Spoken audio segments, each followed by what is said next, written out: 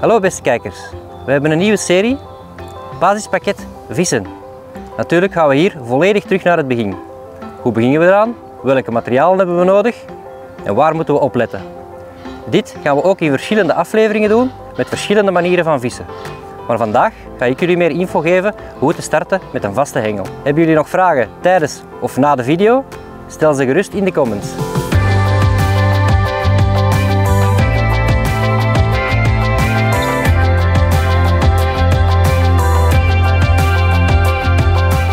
Zo, wat hebben we nu eigenlijk nodig om te kunnen gaan vissen en een leuke dagen aan het water te beleven? Ja, ten eerste iets om op te kunnen zitten natuurlijk. Je kan bijvoorbeeld een stoeltje nemen zoals ik nu zit, ideaal. Of we kunnen natuurlijk ook een zitkist kopen, maar natuurlijk hangt een beetje af van het budget. Maar zolang je comfortabel kunt zitten aan het water, kan een stoel meer dan voldoende zijn.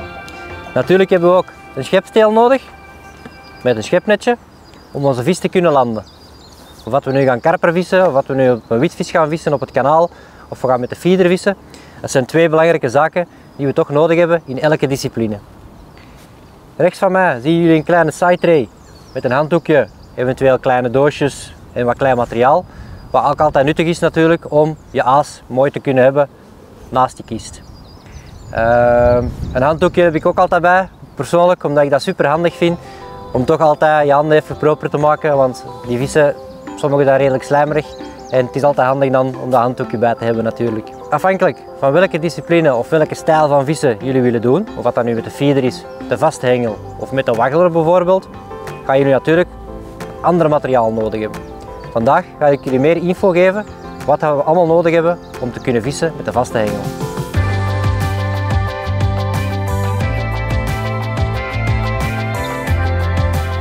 Als jullie naar de winkel gaan en je gaat kiezen voor een vaste hengel om mee te starten voor jullie eerste sessies, ga dan zeker voor een kortere hengel, een margin hengel, of bijvoorbeeld zoals hier, in dit geval onze MTX Margin, een 8,7 meter hengel. Uiteindelijk nog net tussen de lengtes van 5 en 10 meter, maar zeker geen 11, 13 meter hengels. In het begin heeft dat zeker geen nut, dus probeer te zoeken naar een margin hengel of eventueel de serie bij Matrix, de Torque serie.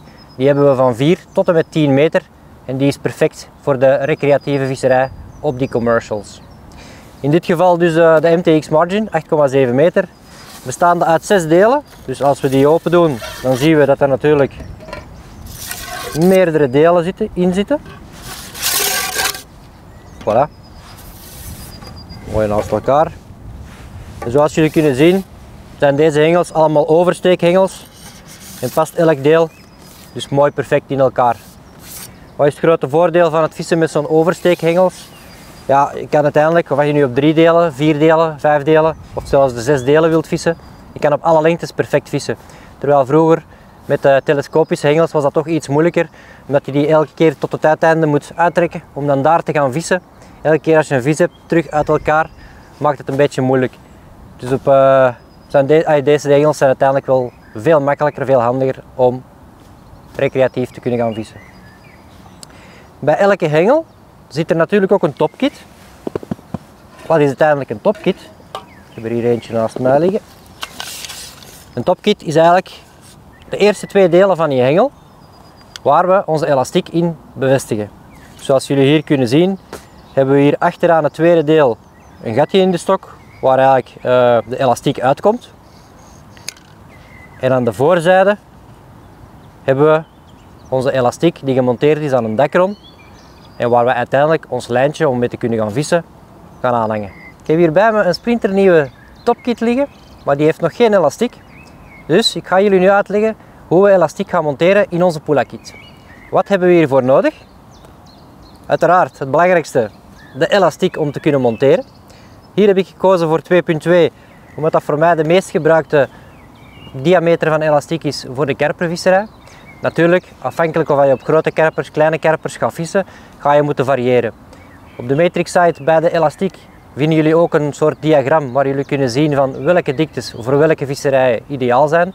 Maar natuurlijk kunnen jullie dat ook vragen aan je plaatselijke winkelier of ons een berichtje sturen en wij gaan jullie zeker ook beantwoorden uiteraard. Wat hebben we nog nodig? Bovenaan moeten we onze elastiek bevestigen met een dekron waar we ons tuigje gaan aanhangen. In dit geval medium maat, omdat die in combinatie met de 2.2 elastiek ideaal is. We hebben deze ook in 3 maten, small, medium en large. Natuurlijk afhankelijk van de diameter van elastiek. Om een korte richtlijn te geven, tot en met 1.8 kan je een small gebruiken. Van 1.8 tot 2.2 is ideaal voor de medium. En boven 2.2, de dikkere elastieken, kunnen jullie de large gebruiken. Een derde belangrijk puntje dat we nodig hebben is onze bead. Die onderaan wordt bevestigd waar we onze pulla aan het pulla gat eigenlijk gaan bevestigen. En ik heb hier ook een super handig toeltje van Matrix waar we die bead heel gemakkelijk mee kunnen monteren. En dan zit je niet altijd met zo'n ijzerdraad van 1,5 meter of 2 meter lang. Dit is een super handig toeltje om die heel snel te kunnen bevestigen. En iets dat eigenlijk onmisbaar is om elastiek te kunnen monteren. Een schaartje uiteraard, om mooi de elastiek te kunnen afknippen. Zo, dat zijn de materialen dat we nodig hebben. Dan kunnen we eigenlijk starten aan het monteren van onze elastiek. Het eerste dat we nodig hebben is onze kleine bead, die ik hier tussen mijn vingers heb. En ons toeltje om deze te kunnen bevestigen. Aan elke bead hebben we een kleine opening en een grote opening. En het is belangrijk om het toeltje via de grote opening door de kleine opening te steken. En dan ga je zien dat die bead op het toeltje hangt. In het toeltje van voor is een grotere opening waar we onze elastiek kunnen induwen. Dus dat is even foefelen. Duwen we de elastiek erdoor. Voilà. Klein beetje overschot nemen. Voilà. En nu is het eigenlijk gewoon een kwestie van de bead over de elastiek te trekken. Trekken die er eenmaal door. Voilà. En nu is de bead bevestigd op de elastiek. Het beste is eigenlijk om die eerst een beetje verder te trekken, zodat we achteraf hier nog een lusje gaan leggen. Zo, de bead is gemonteerd. Hebben we eigenlijk de andere kant van de elastiek nodig. Een nieuw uiteinde. We nemen onze topkit erbij. Hier hebben we de opening van onze topkit. Wel belangrijk, die van Matrix zijn met een rollertje voorzien. Dus het is wel belangrijk om de elastiek altijd boven het rollertje te doen. Anders heeft het rollertje natuurlijk geen nut. We steken de elastiek in het gaatje boven het rollertje en duwen een paar keer door. Zeker goed kijken dat die elastiek altijd naar beneden gaat en niet naar boven. Eens dat die er een beetje in steekt, zou die normaal vanzelf naar beneden moeten gaan. Wel opletten natuurlijk, als je hengel nat is of zo, gaat dat heel moeizaam. Nu is het een nieuwe topset, dus normaal gezien gaat dat heel vlot. Voilà, hij is er ondertussen al door. Trekken we hem er helemaal door. En dan zien jullie hier eigenlijk dat de bead de elastiek tegenhoudt om in de topkit te gaan. Om dit mooi af te werken, kunnen we eigenlijk hier gewoon een lusje inleggen. Gewoon een 8 knoopje is altijd het gemakkelijkste, vind ik persoonlijk. Voilà, een beetje nat maken. We trekken deze aan. Voilà. Dan zien jullie, we hebben nu een lusje. Wat ik persoonlijk zelf altijd doe, is dit uiteinde mooi afknippen. Dan de bead tot op de lus trekken. Zoals jullie kunnen zien, houdt de bead nu perfect de elastiek tegen.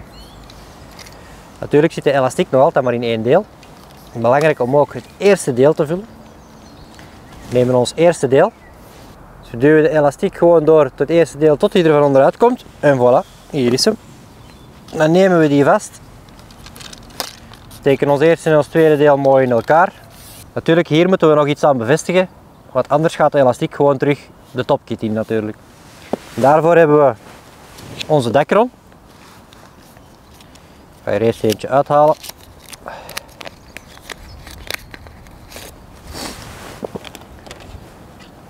Bij ons zit het altijd mooi per 5 op een stokje. Super handig en heel snel te monteren. Het eerste wat je eigenlijk wel moet doen, is in je elastiek een 8 knoop leggen. Dus we maken gewoon een lus, draai je er volledig rond en steken de elastiek er opnieuw door. Altijd een beetje nat maken, niet vergeten. Trekken de knoop aan. En zoals jullie kunnen zien hebben we nu hier een knoopje in onze elastiek. Nu is het een kwestie van de dekron van het stokje halen De andere even opzij leggen. Onze elastiek en onze dekron die van het stokje komt. Elastiek gewoon door de twee lusjes van de dekron. En we trekken het eigenlijk tot over de knoop. Eens het over de knoop is, een beetje aantrekken. Zoals jullie kunnen zien hangt deze nu al wat vaster aan de elastiek. Trekken we die gewoon tot boven, tot achter die knoop. Tot vlak erachter eigenlijk. En dan nog een beetje aanduwen, dat die ietsjes vaster zit. En dan gaan jullie kunnen zien dat de dekron nu al aan de elastiek eigenlijk bevestigd is. Moeten we gewoon de biet naar beneden trekken over de elastiek.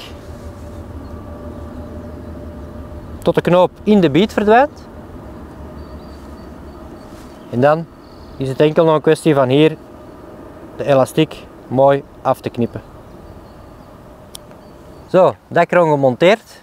Wat is nu het grote voordeel van een dekron ten opzichte van een gewone connector? Is dat eigenlijk dat je lijn veel minder in de warrel rond je hengel kan komen. Omdat de dekron door de hand van het koordje eigenlijk de draad van je hengel weghoudt. Dus super handig voor het vissen op de commercial visserijs. Zo, onze topkit is eigenlijk gemonteerd en we kunnen beginnen vissen. Maar natuurlijk hebben we daar nog iets heel belangrijk voor nodig. En dat is ons tuigje met onze dobber om aan onze topkit te bevestigen natuurlijk. Ik heb er hier eentje bij me die is klaargemaakt, omdat ik de vijver natuurlijk ken en weet dat er hier wel wat diepte is. Dus ik heb een lijntje gemaakt van ongeveer 3,50 meter. Wat zeker genoeg moet zijn voor de diepte van deze vijver. Maar hoe is eigenlijk zo'n lijntje opgebouwd? Natuurlijk eerst nylon, een dobber, stotslootjes om die dobber perfect te kunnen uitloden. En we eindigen natuurlijk altijd met een onderlijntje waar onze haak aan hangt. Dat zijn de onderdelen van een lijntje.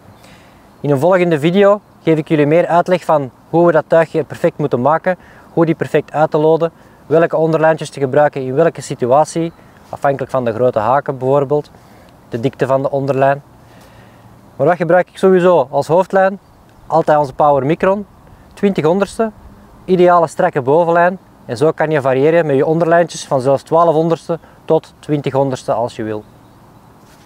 Deze draad gebruiken we ook bijvoorbeeld voor de onderlijntjes te maken. Zo, we hebben onze hengel, we hebben een lijntje. Het enige dat we nu nog nodig hebben is een pijlood om natuurlijk onze diepte te kunnen afmeten. Dus we steken onze haak door het oogje en bevestigen het aan het moesje onderaan. En zo hangt het loodje perfect aan je haak en kan je eigenlijk je diepte gaan meten. En dat gaan we nu proberen te doen. Gewoon het loodje in het water gooien en altijd proberen om je draad zo recht mogelijk te houden. En wachten tot je voelt dat het pijlootje de grond raakt. En zoals jullie nu kunnen zien, elke keer als het pijloot de grond raakt, ga je zien dat de hengel wat slapper wordt en dat de lijn tussen het water en de dobber ook slap wordt. Op die manier kan je zien dat nu de dobber bijvoorbeeld bijna 2 pennen boven water staat en dat is natuurlijk veel te diep. Dus hier moeten we terug gaan aanpassen. Dus hengel terug achteruit. We nemen onze dobber en we gaan onze dobber naar beneden schuiven. Dat zal ongeveer goed zijn, hoop ik. En opnieuw terugkijken naar die diepte. Voilà. Terug langzaam laten zakken, mooi recht.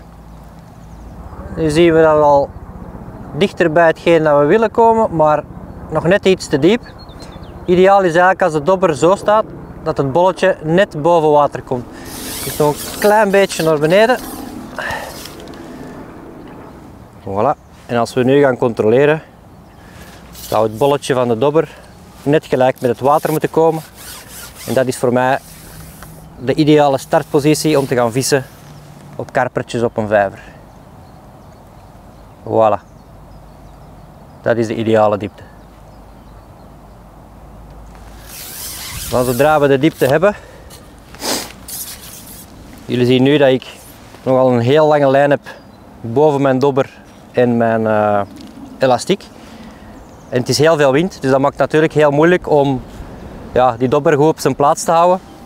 Dus het is heel belangrijk om hier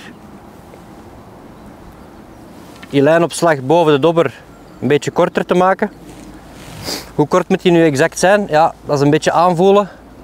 Ik denk hoe langer je vist en hoe meer je vist, hoe korter je zal kunnen. En je dobber kunnen, ja, hoe moet ik het zeggen, kunnen onder controle houden, om het zo te zeggen. Maar in het begin kan dat heel moeilijk zijn met een korte slag. Dus ik zou in het begin zeggen van neem een best een 20, 25 tot maximum 30 centimeter en start daarmee. En naarmate je meer en meer begint te vissen, kan je die proberen te verkorten. Want hoe korter de lijnopslag, hoe gemakkelijker je je beten zult hebben. Hoe bevestig je nu je lijntje gemakkelijk aan zo'n Dacron-connector? Eerst en al moeten we zien dat je genoeg lijn neemt, liever wat langer dan te kort. En je maakt een grote lus. Op die grote lus maken we eigenlijk gewoon een 8-knoop, dus volledig rond het kleine lusje, en we duwen die erdoor. Als ze mee wilt werken toch. Voilà. Zoals jullie zien hebben we nu een hele grote lus. En op die lus gaan we bovenaan nog een klein lusje bijleggen. Voilà. Ook een 8-knoopje. Voilà. Dan hebben we een klein lusje. En hier kan je verkiezen om dat lusje gewoon zo te laten. Of je kan dat eventueel met een schaartje in twee knippen. En dan heb je twee kleine sprietjes hangen. Dat is even goed op zich. En nu zien we dat we eigenlijk tussen die eerste en die tweede lus een gleuf hebben gemaakt. Die we kunnen open doen.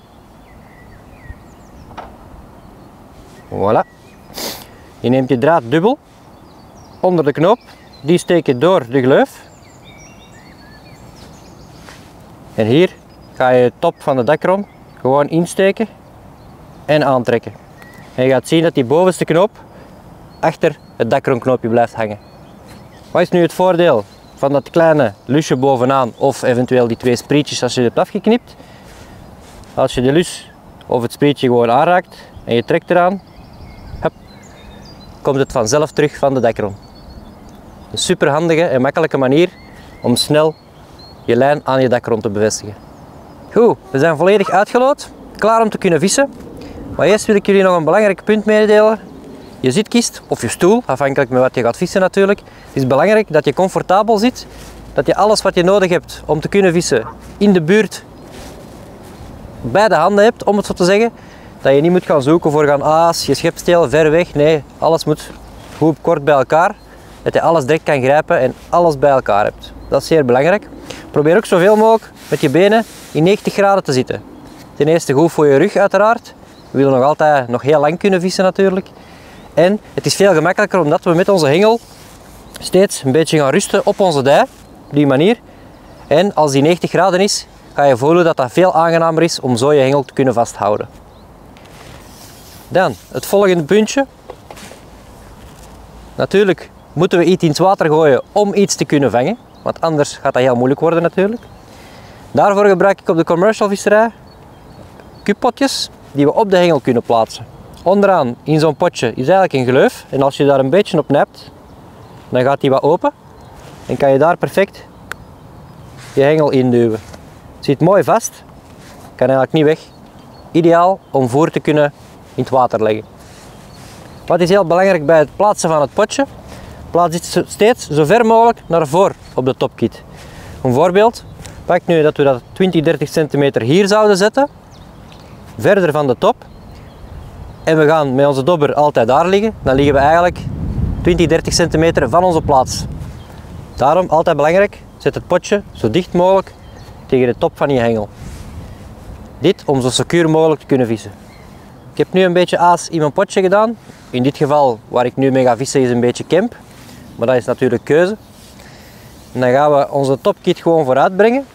We nemen onze extra delen. Steken we gewoon mooi in elkaar zoals bij het peilen. Steeds goed naar je top blijven kijken. Dat we onze kemp niet uit het potje kwijt zijn natuurlijk. Op ons richtpunt aan de overkant gaan we ons potje mooi omdraaien en daar ons aas in het water laten vallen. En dan is het belangrijk om terug omhoog te gaan met de hengel. Een zwiep te geven, zodat eigenlijk je aas in het water terecht komt. Gooi dit steeds goed vooruit. Want nu zie je bijvoorbeeld, er is de wind een beetje recht naar mij. En als we dan bijvoorbeeld gewoon zouden laten zakken, dan ga je zien dat je dobber heel snel, heel kort komt en dan ben je eigenlijk voor je visplaats aan het vissen. Daarom is het belangrijk, gooi je steeds goed ver genoeg uit. Laat de dobber rustig naar beneden komen, tot die perfect gaat staan. En zoals jullie nu kunnen zien, staat de dobber mooi op de plaats waar we moeten vissen. En dan is het natuurlijk even wachten op een beet.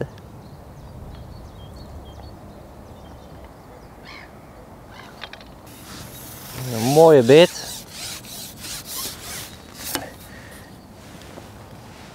In het begin is het wat zoeken hoe hard je moet aanslagen, maar eigenlijk moet je niet heel hard aanslagen als je gewoon goed heft, zodat de elastiek wel de dobber uit het water trekt, is op zich voldoende. En zoals jullie kunnen zien, moeten we nu gewoon regelmatig aan de poela trekken. En zo gaan we die vis perfect boven krijgen. Ja, een klein karpertje. Nog niet de grootste, maar ook wel leuk om te vangen. Mooi de schepnet in. Deze kan je ook perfect zo op je dij omhoog brengen. En heel belangrijk voor mij, wat toch onmisbaar is op de commercial visserij, een karpermat of een karpermatje dat tussen je benen ligt op je plateau. Er zijn heel veel mensen die onthaken bijvoorbeeld gewoon met de schepsteel zo tussen hun benen. Maar soms raakt die vis toch nog altijd je plateau. Dus leg dan een karpermatje op je plateau. Toch voor de gezondheid van de vis. Op deze manier kunnen we heel makkelijk en veilig die karpertjes onthaken. Voilà. Zoals jullie kunnen zien. Een mooi karpertje. Ik denk een van de kleinste van de vijver, maar die mogen er ook zijn natuurlijk. Hè. Heel belangrijk, zoals je nu kan zien, de vis viel ook uit mijn handen. Dat kan ook gebeuren als jullie foto's willen trekken bijvoorbeeld. Of als jullie graag eens de vis in de handen hebben. Maar met dat karpermatje, dan zien we dat die vis toch hier mooi rustig landt. Veilig voor de vis en zeker nooit een vis heel hoog boven het water of boven de grond houden. Want als die toch per ongeluk uit je handen valt, ja, dan kan het zijn laatste dag wel geweest zijn. Dus bij deze karpermatje zeker een must voor de karpervisserij. De vis gaan we ook altijd proberen terug te zetten met onze schepnet. En dat we die niet altijd het water in gooien. Het zijn hele leuke visjes. Het is toch belangrijk dat we onze hobby heel lang kunnen blijven uitoefenen. En dat die vissen ook gezond blijven. Dus daar moeten we zeker ook aan denken. Oh, mooie beet. We hebben nu een beet gehad, maar we sloegen aan en we hebben hem gemist. Kan natuurlijk ook gebeuren. Maar wat heel belangrijk is, om die stek te blijven opbouwen en om ervoor te zorgen dat die vissen elke keer blijven terugkomen, is blijven aanvoeren. Dus elke keer opnieuw het kupje vullen, terug aas aan je haak hangen en gewoon opnieuw op die plek een kupje geven. En proberen om een volgende aanbeet te krijgen. Terug mooi op die plaats kuppen, terug mooi inwerpen. En de dobber mooi tegenhouden tot hij op zijn plaats komt. Want er is wel redelijk veel wind. Probeer ook steeds je hengel. Oh, een mooie beet ondertussen die we nog eens missen. Probeer ook steeds je hengel een beetje te laten rusten op je dijbeen. Zo heb je meer controle over de hengel. Zeker als je verdere lengtes zou gaan vissen, dan gaat dat enorm helpen. En hoe kan je je dobber een beetje stabieler houden? Bijvoorbeeld, we hebben de wind nu een beetje van links voor naar rechts. Dan is het belangrijk om je hengel ook links van je dobber te houden. En zo kan je eigenlijk controle van je dobber houden. Zodat hij toch iets beter blijft staan met die wind. Oh, helaas. Terug een beetje aas in het potje en opnieuw aanvoeren. Die karpertjes die hebben altijd grote honger, dus je mag ze zeker genoeg wat eten geven. Terug mooi proberen op datzelfde plaatsje. Terug de lijn omhoog. Terug ver genoeg inwerpen met de wind. Dat we zeker eerst over de plaats terechtkomen. Onze dobber opnieuw mooi laten zakken tot hij beneden komt. En hopelijk krijgen we dan nog een nieuw visje aan de lijn. Als de beet soms iets te lang op zich laat wachten, kan je regelmatig zo eens je dobber een 10 cm uit het water liften en terug laten neerkomen. Dat zorgt ervoor dat je aas eigenlijk een beetje van de grond komt, terug neergaat. En die karpers die in de buurt zitten, zien dat ook en die grijpen direct naar dat aas. Waardoor je soms veel sneller een aanbeet krijgt dan je aas gewoon stil te laten liggen. Dus probeer regelmatig actief je dobber eens te liften. En je zal sowieso nog een extra beet krijgen. Ondertussen hebben we een nieuw karpertje aan de lijn. Nieuw aan de poela trekken. En natuurlijk aan de topkit trekken om de vis omhoog te krijgen. Het is hier nogal redelijk diep, dus dat is al iets moeilijker dan een ondieper vijver. En wachten tot die vis bijna boven komt. En dan kunnen we die mooi scheppen. Voilà. We hebben de eerste zon gezien en ze zijn nogal hevig precies. Oh, hier blijven. Er is een bloopertje ertussen. Hè. Mag eens. Kijk hoe mooi. Hè. Net iets groter. Wat prachtige visjes. Om op een zonnige dag zoals vandaag op te kunnen amuseren. Voilà.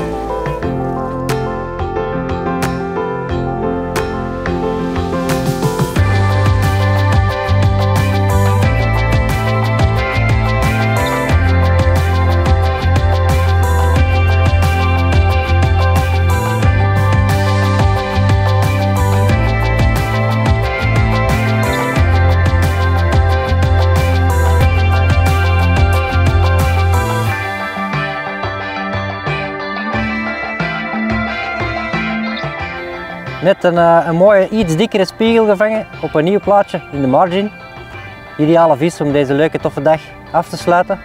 En als jullie de video leuk vonden, vergeet natuurlijk geen duimpje te geven. En als jullie vragen hebben, stuur ze natuurlijk in de comments en we zullen ze zeker beantwoorden.